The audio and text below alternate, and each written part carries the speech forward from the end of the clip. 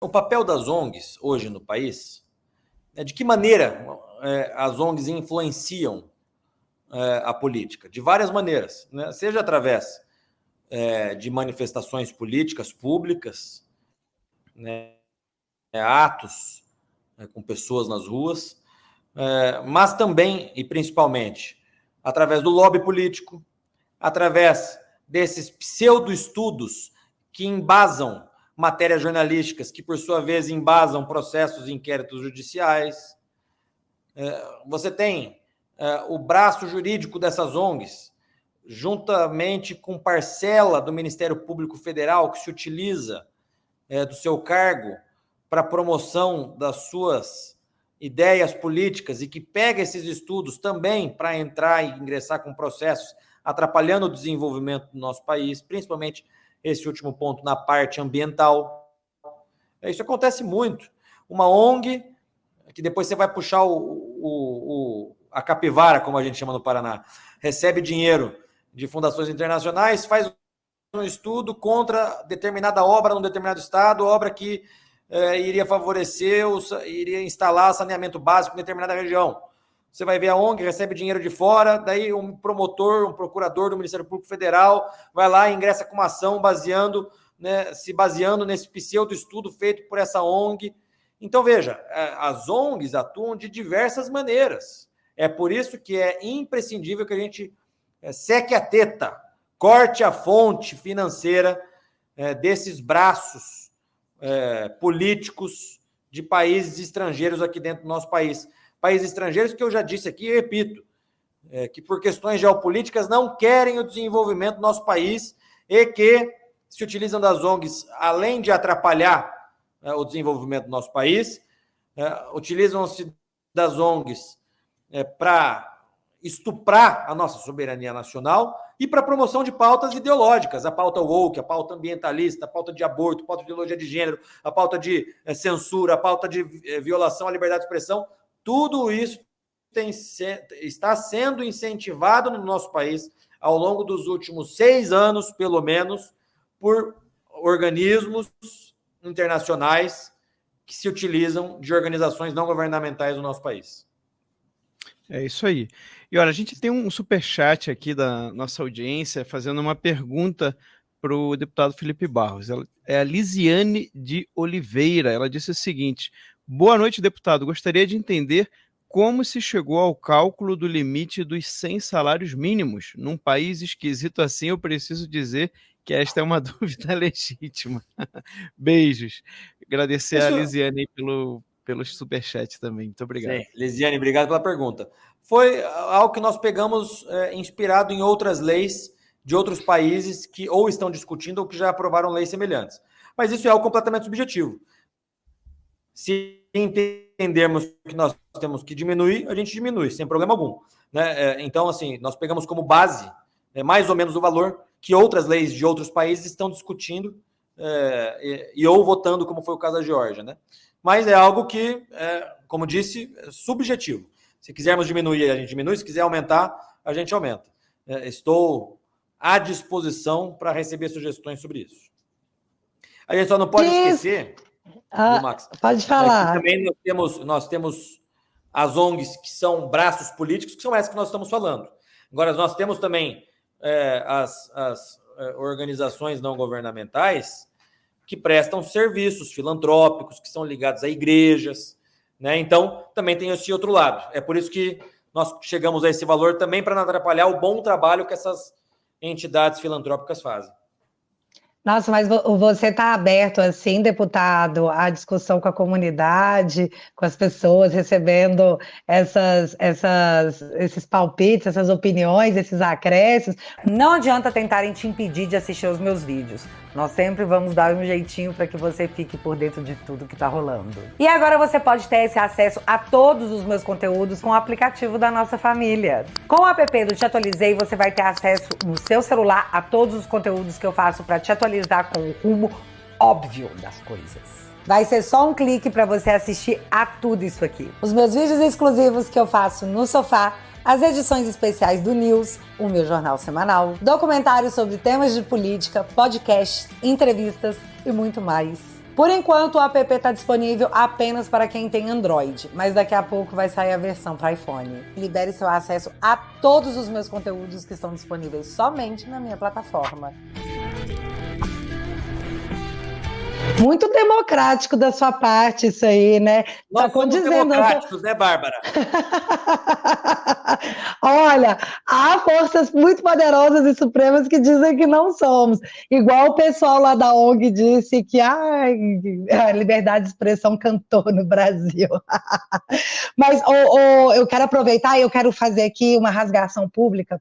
Felipe Barros, meu amigo, ele é um dos melhores parlamentares que nós temos hoje em atividade. Eu tenho muito orgulho do seu trabalho. E não só por tudo isso que a gente comentou aqui hoje, porque você sabe que eu te acompanho, fico lá de olho, cobro ele de muitas coisas, pergunto de muitas coisas.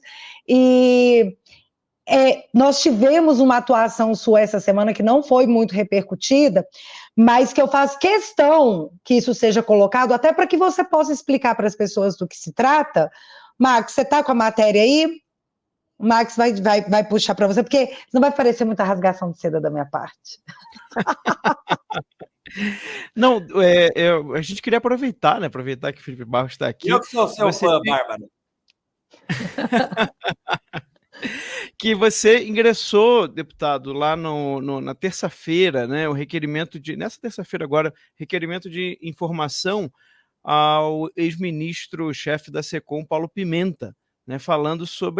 Perguntando explicações sobre essa mega licitação da SECOM, né, aí para combater as fake news, né, e com um orçamento de 200 milhões de reais.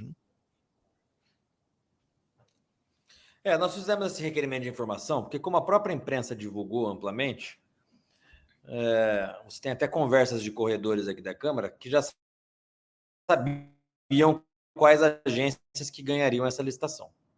Né? Então você tem uma mega licitação, a maior licitação da área da comunicação dos últimos anos do nosso país, que é supostamente para combater fake news, e toda vez que a gente vê esse governo dizendo que quer combater as fake news, a gente tem que entender exatamente o que eles querem. O que eles querem é censurar os críticos do governo, censurar as opiniões divergentes desse governo.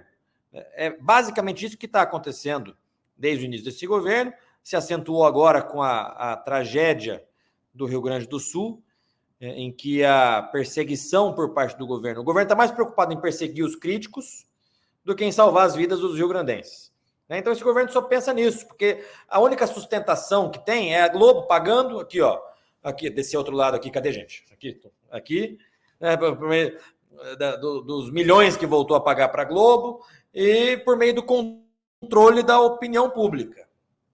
Né? Então, nós fizemos esse requerimento de informação pedindo capa a capa do processo licitatório que foi feito, maior processo licitatório, repito aqui, maior processo licitatório da história da comunicação brasileiro.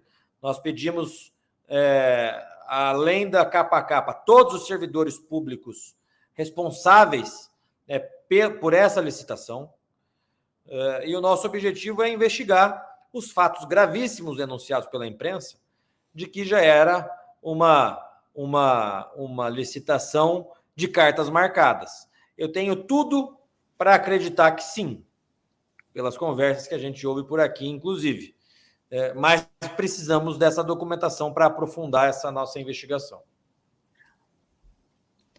Perfeito, porque foi feito sem licitação, né? E também houve aquela movimentação de que as empresas ganhadoras... Não, perdão, foi com licitação, mas as empresas ganhadoras, elas foram depois desqualificadas e entraram essas empresas que um jornalista já tinha antecipado antes do resultado que seriam as ganhadoras, que de forma, surpresa, tem ligações com o governo. Exatamente. É por isso que eu tenho tudo a crer que já era, desde o início, um jogo de cartas marcadas. Mas não quero ser leviano e fiz esse pedido de informação. Pedido de informação, o governo é obrigado a responder no prazo de 30 dias. E nós vamos investigar, vamos continuar investigando. Perfeito, deputado. Tem só mais uma perguntinha aqui da nossa audiência, o pessoal está animado aqui com o deputado Felipe Barros, olha. O Marcelo Samonte, ele falou o seguinte: parabéns a todos. Uma questão, o deputado sabe se o Brasil irá assinar o acordo pandêmico da OMS agora, no final de maio? Muito sério. Obrigado. A gente que agradece aí pela pergunta, pelo superchat, Marcelo. Muito obrigado. Marcelo, eu acredito que não.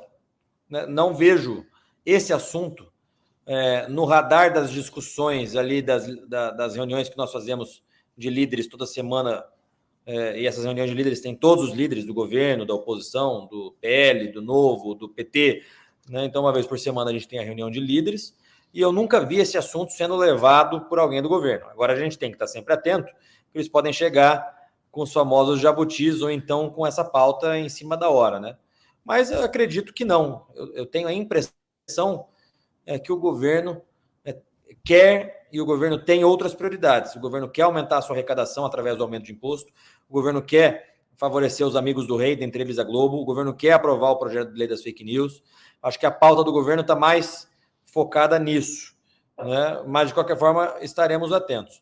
E eu aqui lembrando, só complementando, se vocês me permitem, a resposta da pergunta anterior, o Paulo Pimenta, para quem não se lembra disso, além de ser o famoso Montanha, né, das listas da Odebrecht, né, o Paulo Pimenta, na CPI do Mensalão, ele, salvo engano, era vice-presidente da CPI dos Correios, que investigava o Mensalão, e num dado momento, no meio das denúncias do Marcos Valério, o Paulo Pimenta foi flagrado no estacionamento da Câmara dos Deputados com Marcos Valério. Isso gerou uma repercussão nacional, fazendo com que o Paulo Pimenta até renunciasse à sua presença na CPI dos Correios. Então, esperar o quê de uma figura como essa, né? Ô, Felipe, muito pontual você recordar isso, porque vale lembrar, né? O que foi o mensalão? O que foi o mensalão, se não o contrato fantasmas com a empresa de publicidade e marketing? Então, assim... publicidade, exatamente. Vocês vão me julgar da gente ficar tipo... ninguém vai ser julgado aqui por pensar algo assim, né? Motivos a gente tem. Exatamente. Ô, Felipe. Nós podemos estar diante aí de... Vamos ver as cenas dos próximos capítulos, mas de um novo mensalão. Pois é, né? Então, assim, vamos começar perguntando, porque, assim, é aquilo que você falou que vai ser a sua palestra no CEPAC, né? Follow the money, sempre. Exatamente.